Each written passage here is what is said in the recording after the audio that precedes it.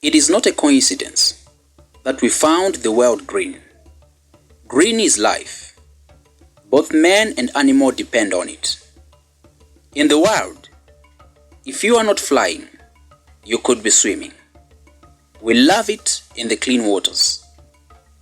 In Southern Africa lies a land born green.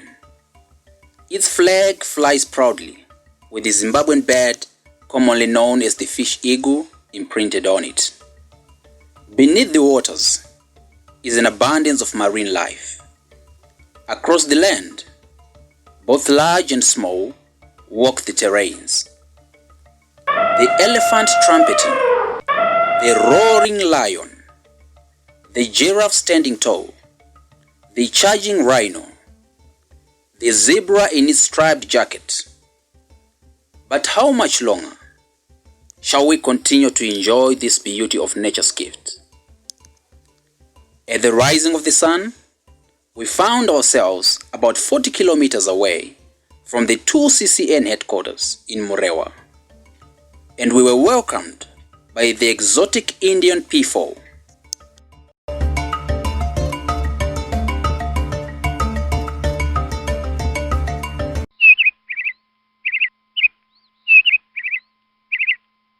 Straight away, we took off on our game drive. Yeah, we're now living on our tour. We're going to see the wildlife, and I hope you're going to enjoy it. Me, myself, I can't wait to see those wildlife. Africa is full of diversified animals, and today we're going to just show you a few of them. In a couple of weeks we'll show you some more new wildlife. Today I'm proud that Haig is with me, and I know Haig is gonna have a good time. As you all know, I'm from the news desk. Today I said no, you gotta come outside here and see how we do it. Hey, Coleman here. So we're on the tour. Right now we've just got in the truck and we're on the drive as we move around to see the animals. We just saw the peacock, quite a unique phenomenon and quite exciting. So right about now we're gonna see some zebras, some giraffes and other animals. I'll tell you as you go, but it's gonna be a good time.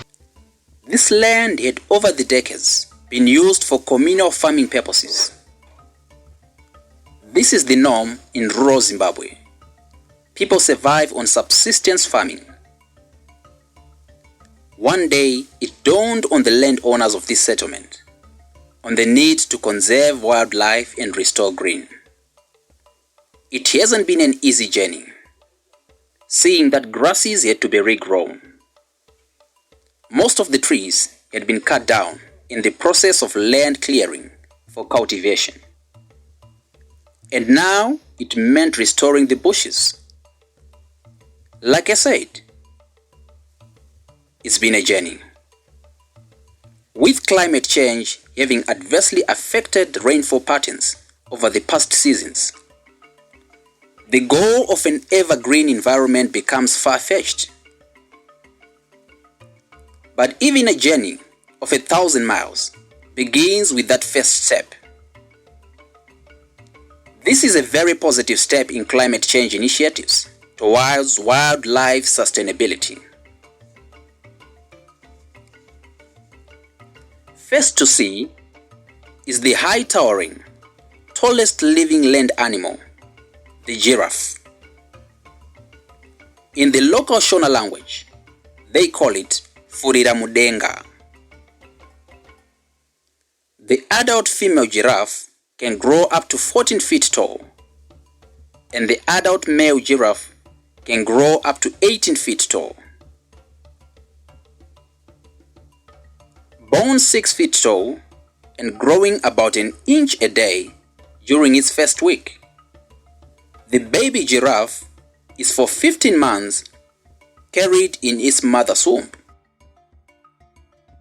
The giraffes here are yet to give us a baby, but we look forward a green and game nut baby shower in the park. The giraffe consumes about 60 kilograms of food a day. Game nuts always come in handy in complementing that diet. However, it is an expensive way to sustain the animals on game nuts. So the size of the head has had to be reduced. The height of the giraffe, however, gives it an advantage. It has the privilege of reaching leaves and buds that are unreachable by all other animals. The height also allows the giraffe to see predators from a long distance.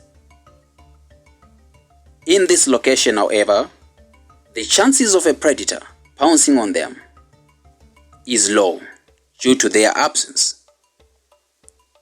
Naturally, because of its height, sleeping while lying down exposes them to predators. Therefore, the giraffe is able to sleep even while standing.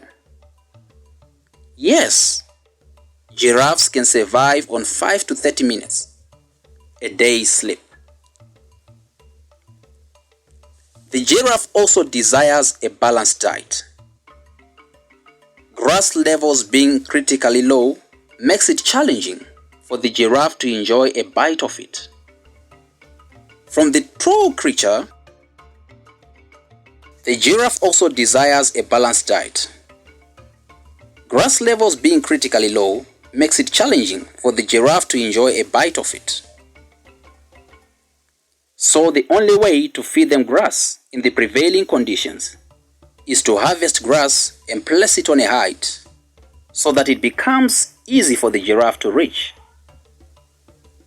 From the tall creature, whose legs move once on each side, we go to a member of the horse family, the zebra.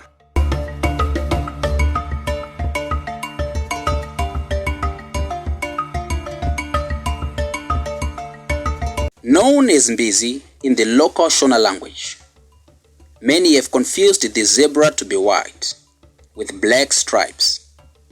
But zebras are actually black. Its stripes or pattern formations of black and white are unique to each zebra, just as the fingerprints of the human family are unique to each individual. These are not only stripes, but have a camouflage effect against other color-blind predators. Whilst in the wild, zebras love to graze among other herds, like the wildebeest and the impala, which provides for them corporate protection. The zebra has a lifespan that stretches from 10 to 15 years, depending on the environment of its survival. Like humans, zebras carry their pregnancy for 9 months. But before the female zebra gets pregnant, a series of gruesome battles characterize the day's schedule, as the male zebras fight for females. Such battles can leave one or both fighters with sore and lifetime scars. The winner usually takes all the females. At the time of labor, the female zebra separates herself from the herd and gives birth in private. For 7 days, the female zebra focuses on her newly born. This intimate phase between them allows the young zebra to carefully notice and correctly identify the unique stripes of his mother. The female zebra continues to stay together with its young for a year. At the end of the year, if the young is male, it is chased away from its mother by the father. The male zebra must always protect its female from other males.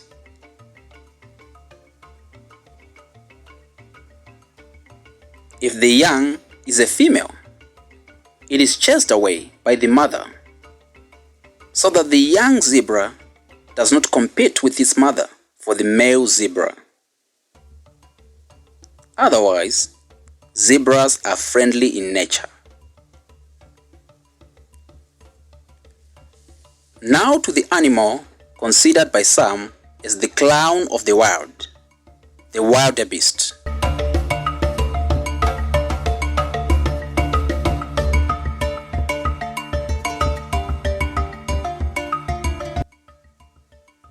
Ngongoni in the local Shona language for the female, and Vumba for the male. By looking at the size of the horns, one can easily differentiate between the male and female wildebeest. The horns of the male are much larger than those of the female.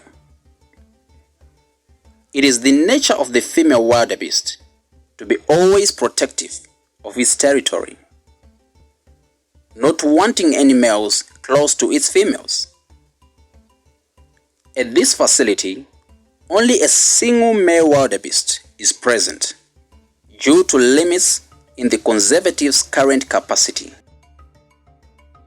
So for this male, he rests for a season from territorial battles with fellow male wildebeests.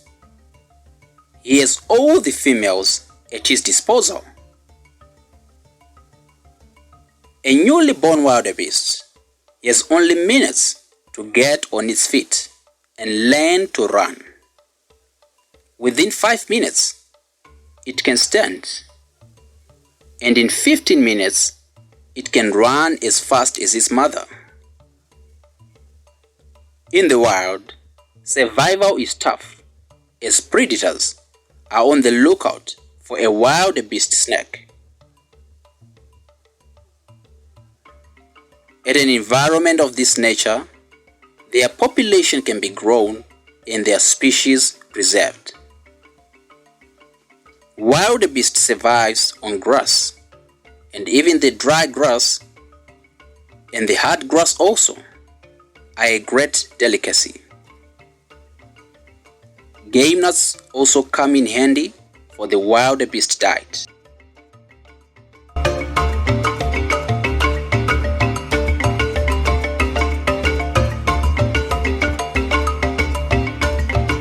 Last but not least, we visit the impala. The locals call it mara, weighing between 40 to 75 kgs for the male adult and 30 to 50 kgs for the female adult. The impala feeds on grass. Like many of the animal species, the size of horns differentiate the male and female impala.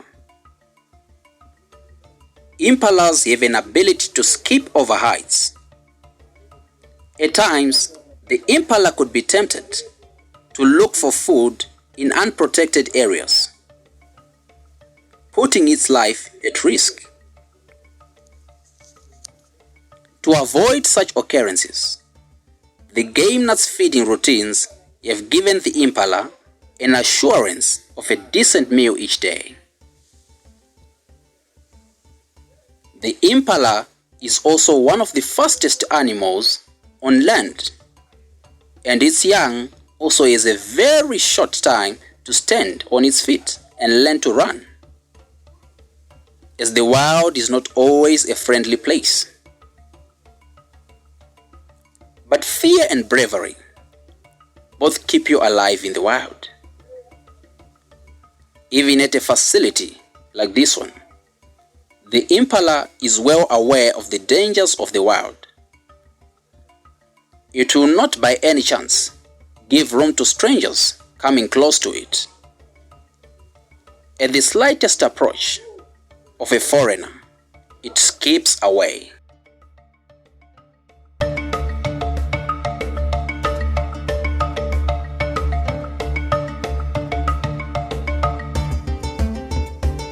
With the expectation by the locals that the rains would this season give a downpour to their land, even the animals are expectant of the same, in spite of the great uncertainties caused by climate change. It may just be a green feast for these heads. With more resources, however, more and more heads can be conserved. There are also many other places where like initiatives can be implemented in supporting of wildlife conservation and promoting green environments. These have already been identified, and we have earmarked them. We leave this place, lessons learned, and in anticipation for more of such initiatives in Murewa and its surrounding areas.